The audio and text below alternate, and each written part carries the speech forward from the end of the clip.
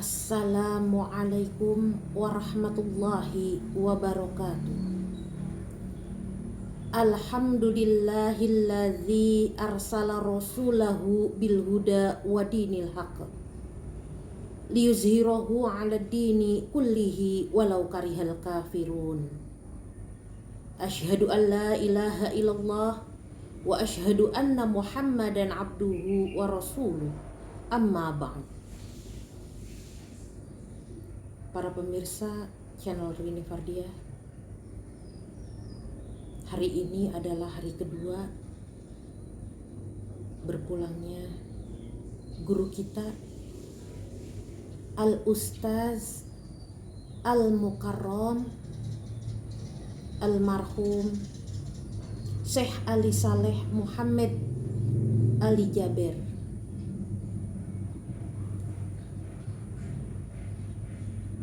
Dua hari ini mendung karena ketika orang saleh berpulang,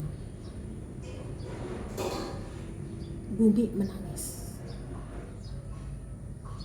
Para malaikat akan turun ke bumi, sehingga sayap-sayap mereka menutupi bumi, menutupi langit,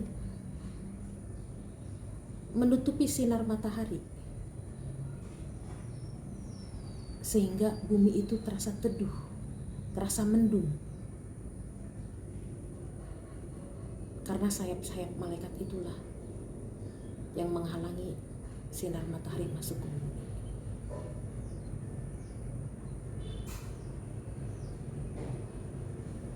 Kita semua merasa kehilangan. Marilah sejenak kita kirimkan doa, kita bacakan Ummul Quran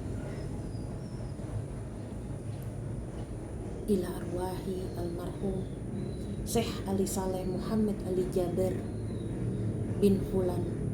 Al-Fatihah. A'udzu billahi minasyaitonir rajim. Bismillahirrahmanirrahim. Alhamdulillahi rabbil alamin. Ar-Rahmanir Rahim. Maliki yaumiddin. Iyyaka na'budu wa iyyaka nasta'in. Ihdinas siratal mustaqim. Siratal ladzina an'amta 'alaihim ghairil maghdubi 'alaihim waladdallin. Amin. Semoga Allah merahmati dan meninggikan derajat beliau. Amin amin ya rabbal alamin. Para pemirsa channel Rini Fardiah, hari ini hari Jumat, ini ba'da asyar dan masih teduh. 2 hari ini masih teduh, bumi masih menangis, malaikat turun ke bumi, mereka juga ikut bersedih.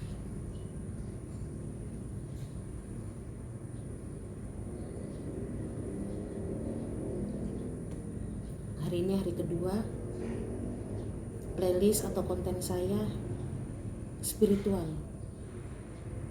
Playlist atau konten yang baru saja saya buat spiritual, ini adalah hari kedua. Kemarin kita membicarakan mengenai perjalanan hidup dari Imam Al-Ghazali. Hari kedua ini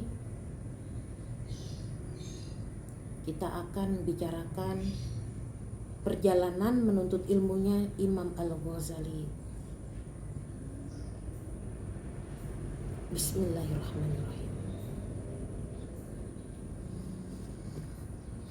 Pemirsa Rini Fardiah,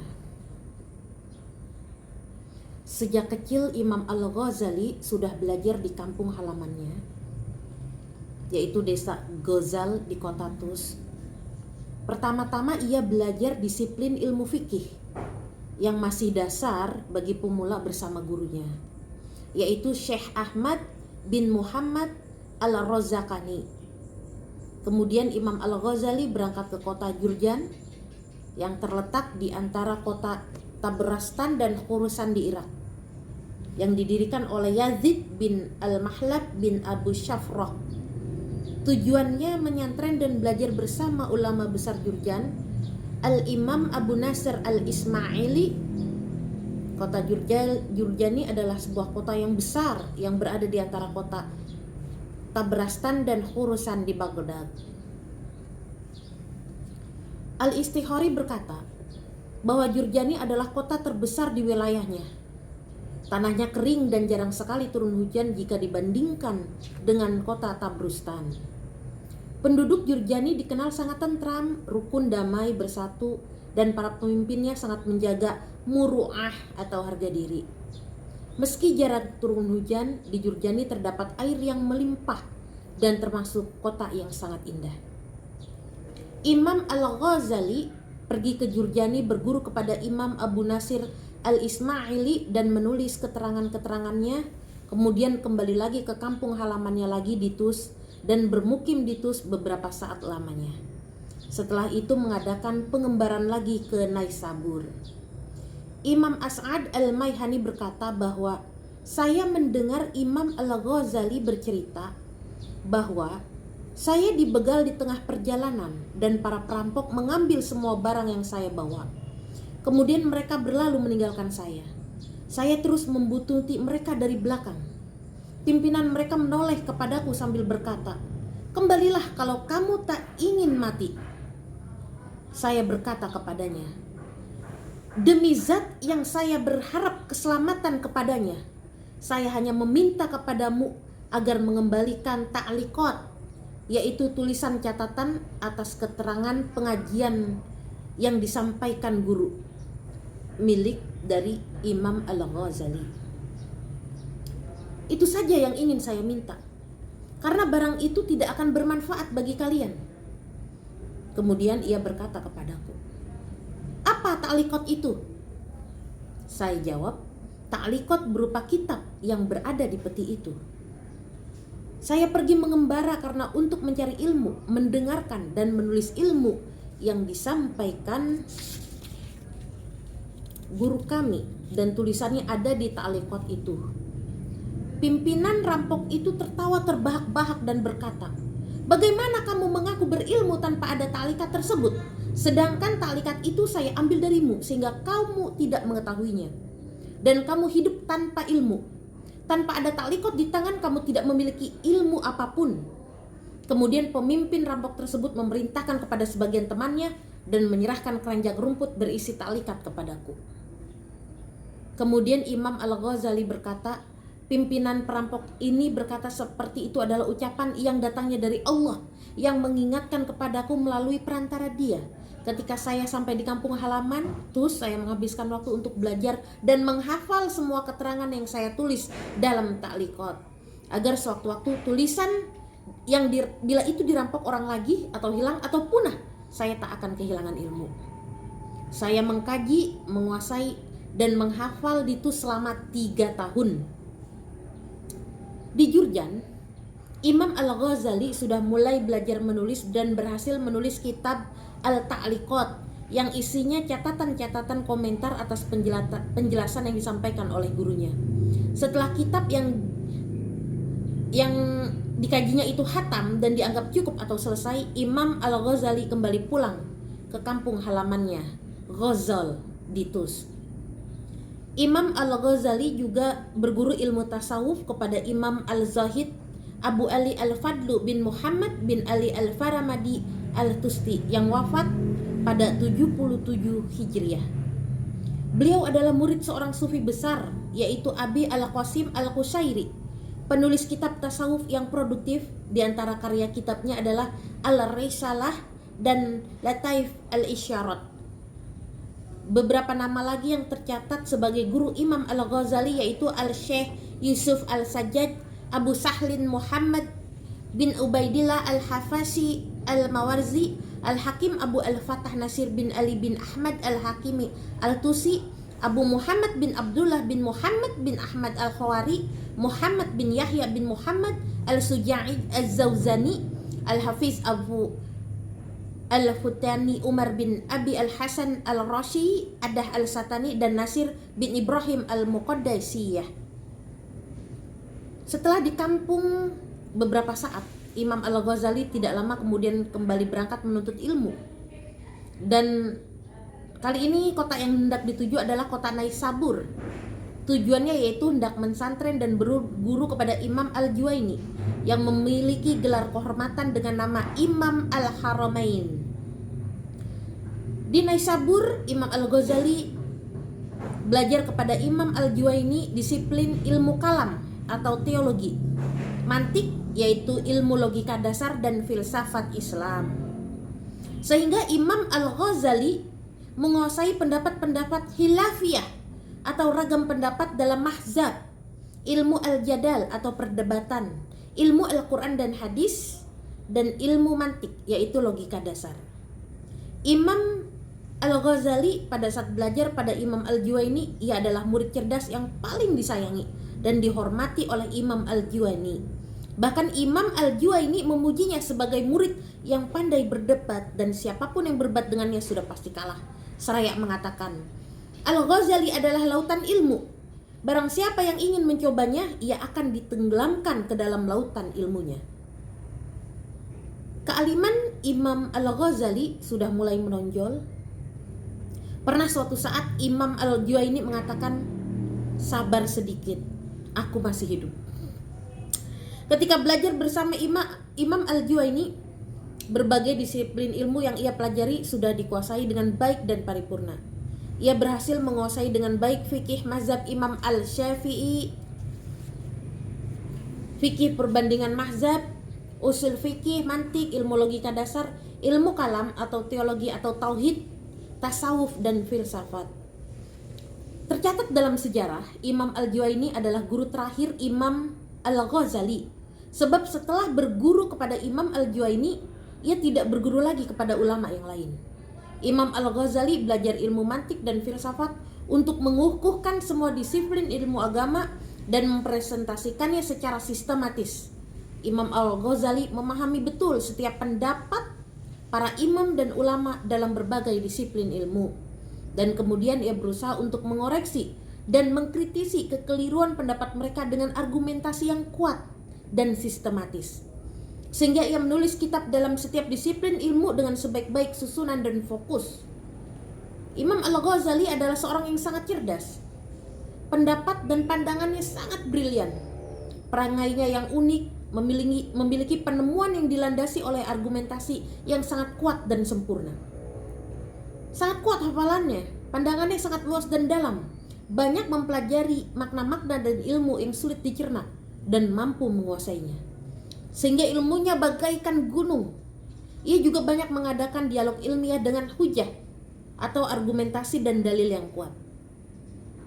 Imam Al-Juwaini alias Imam Al-Haramain mensifati muridnya Imam Al-Ghazali dengan berkata, Al-Ghazali itu laksana lautan yang dalam yang mampu menenggelamkan siapa saja, seperti harimau yang menakutkan, seperti api yang bisa membakar. Setelah Imam Al-Juwaini wafat, Imam Al-Ghazali meninggalkan kota Naisabur dan berangkat ke perkemahan Wazir Nizam Al-Muluk yang mempunyai otoritas dalam mengatur undang-undang dan peraturan negara atau kerajaan. Dalam wilayah kekuasaan wazir terdapat majelis taklim, tempat berkumpulnya para ulama untuk mendiskusikan berbagai macam ilmu dan persoalan. Dan di majelis inilah Imam Al-Ghazali berdebat dengan para tokoh ulama dan menundukkan lawan-lawan bicaranya. Ucapannya mampu mengalahkan mereka, sehingga mereka mengakui atas kelebihan yang dimilikinya.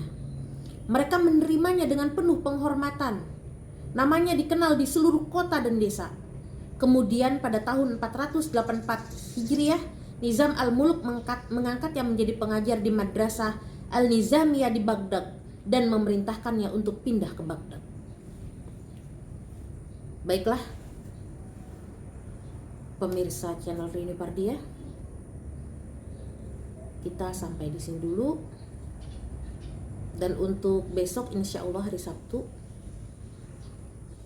kita akan membicarakan Imam Al-Ghazali yang mengabdi pada ilmu pengetahuan. Semoga yang saya sampaikan bisa kita pahami bersama. Dan bila Anda ada pertanyaan bisa komen. Kita saling sharing ya, saling pendapat. Dan karena menuntut ilmu itu memang wajib, dari kita masih di buayan hingga ke liang lahat. Oleh karena itu kita terus haus ilmu, menggali lebih dalam lagi, mengeksplor apapun itu. Hal-hal sekecil apapun bila dieksplor bisa menjadi besar. Kita mencoba melihat permasalahan-permasalahan yang ada dan berusaha mencari solusinya. Untuk konten pertama saya ini di playlist ini saya membahas Imam Al-Ghazali dulu, karena memang dari kecil dia salah satu tokoh yang karya-karyanya saya sudah baca, seperti kitab Ihya Ulumuddin, juga ada buku satu lagi apa ya, itu waktu saya masih duduk di madrasah sanawiyah, pelita ilmu atau lentera ilmu gitu kalau tidak salah. Itu juga karya dari beliau, Imam Al-Ghazali. Cuma itu sudah ringkasannya ya, jadi bukunya tipis, sudah ringkasan dari mungkin dari salah satu kitab beliau. Dan itu saya dengan isinya pemikiran beliau memang sesuatu yang sangat baru ya, baru. Karena saya mempelajari hadis-hadis Bukhari Muslim, kitab-kitab Bukhari Muslim dari saya masih SD ya, kitab-kitab Bukhari Muslim setebal ini. Itu sesuatu yang baru, pemikiran-pemikiran Imam Al-Ghazali adalah sesuatu yang baru saya dengar. Dan itu sangat menambah hasanah pengetahuan kita. Oleh karena itu, itulah dia mengapa saya ingin mengeksplor Imam Al-Ghazali ini lagi, lebih dan lebih lagi.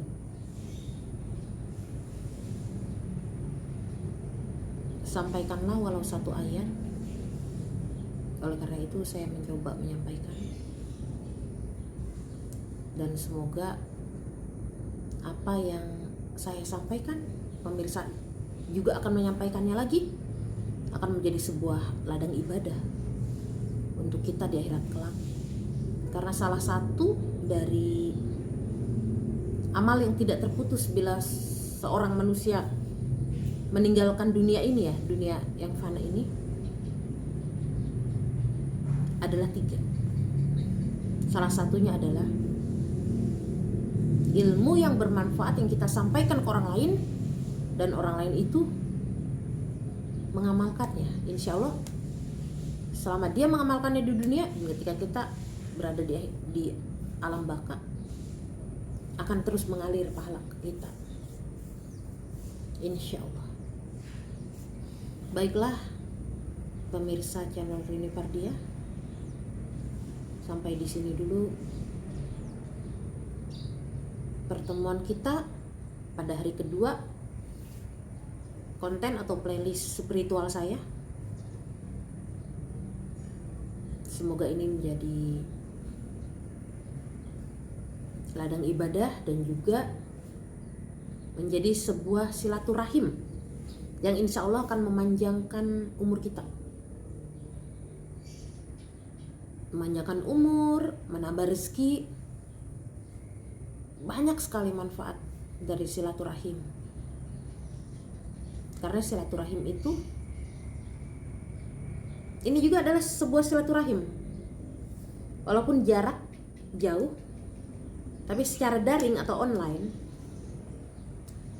itu juga adalah komunikasi, karena komunikasi itu bisa lewat telepon, media sosial, juga channel YouTube seperti ini. Oleh karena itu saya mohon dukungan dari para pemirsa Unipardia. Semoga channel ini akan terus berkembang. Terima kasih untuk 1000 subscriber, dan channel ini sedang menuju 4000 jam tayang. Semoga segera 4000 jam tayang, insya Allah. Baik bila ada yang baik dari Allah, dan bila ada yang salah dari saya pribadi. Wabillahi taufik wal hidayah wal minkum. Wassalamualaikum warahmatullahi wabarakatuh.